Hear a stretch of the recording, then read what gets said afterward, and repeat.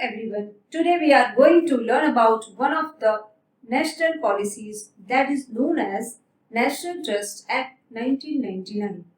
The National Trust is a statutory body of the Ministry of Social Justice and Empowerment, Government of India.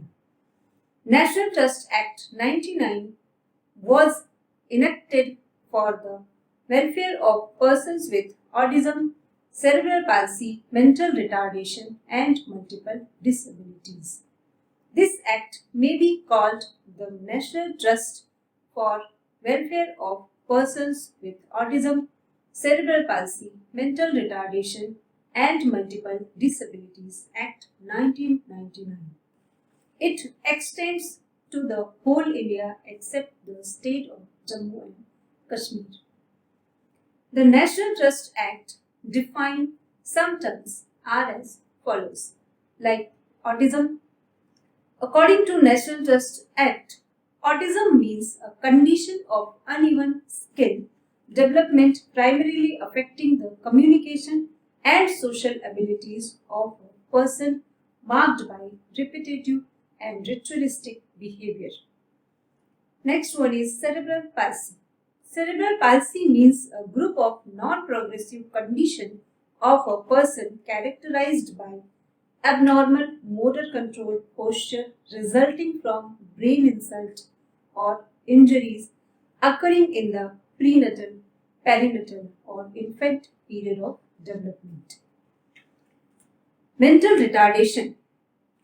Mental retardation means a condition of arrested or incomplete development of the mind of a person which is specially characterized by subnormality of intelligence. Multiple disabilities. Multiple disabilities means a combination of two or more disabilities.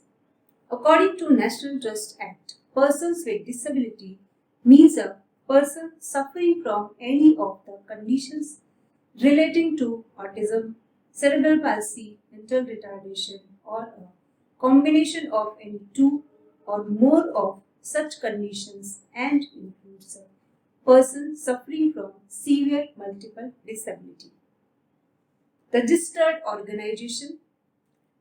Registered organization means an association of persons with disability or an association of parents of persons with disability or a voluntary, as the case may be registered under section 12. Now we look at objectives of National Trust Act 1999. The objective of the National Trust Act 1999 are as follows. Number 1, to enable and empower persons with disability to live as independently and as fully as possible within and as close to the community to which they belong. To strengthen facilities to provide support to persons with disability to live within their own families. Number 3, to extend support to registered organizations to support need-based services during the period of crisis in the family of persons with disability. Next one is to deal with problems of persons with disability who do not have family support. Next one is to promote measures for the care and protection of persons with disability in the event of death of their parents or guardians.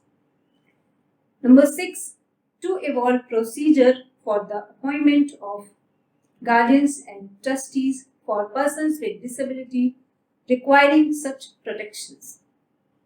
Number 7, to facilitate the realization of equal opportunities, protection of right and full participation of persons with disability. And last one is to do any other act which is incidental to the aforesaid object. Next point is vision of the National Trust. An inclusive society which values human diversity and enables and empowers full participation of persons with disability to live independently with dignity, equal rights, and opportunities. The vision statement focuses National Trust as being a leader in the disability sector in India. As laws focusing on persons with disability are changing, focused leadership need to be established. After completion of vision of the National Trust Act, let's we look at functions of board according to National Trust Act.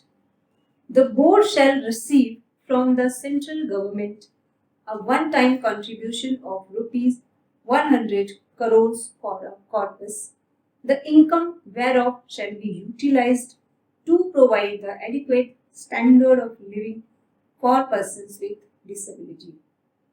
Number 2, the board shall receive request of movable property any person for the benefit of persons with disability in general and for furtherance of the objectives of the trust in particular.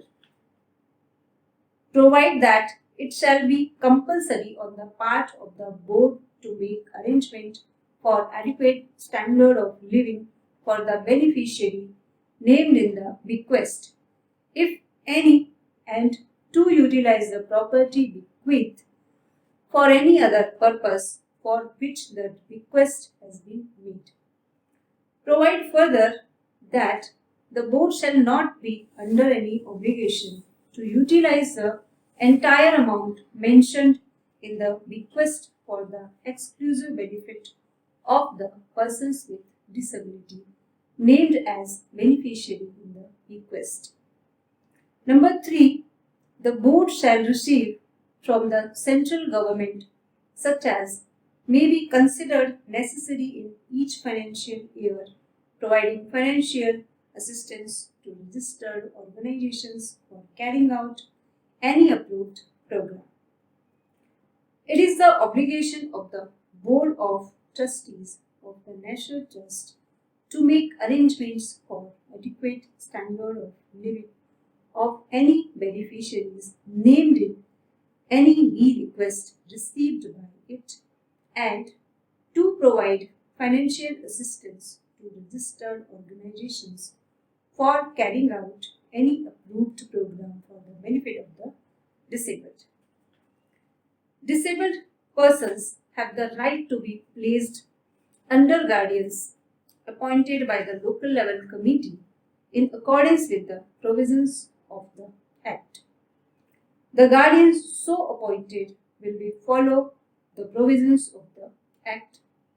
The guardians so appointed will have the obligation to be responsible for person and property of their disabled wards and be accountable for the same. A disabled person has the right to have his guardian removed where he is abusing or neglecting the former or is misappropriating or neglecting the property of the disabled, where the Board of Trustees is unable to perform or has persistently made default in the performance of duties imposed on it. A registered organization for the disabled can complain to the central government to have the Board of Trustees reconstituted.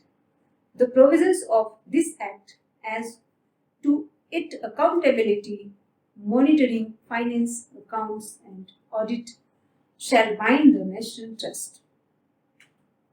So, in this way, today we have seen one of the national policies that is known as National Trust Act 1999. Thanks for listening.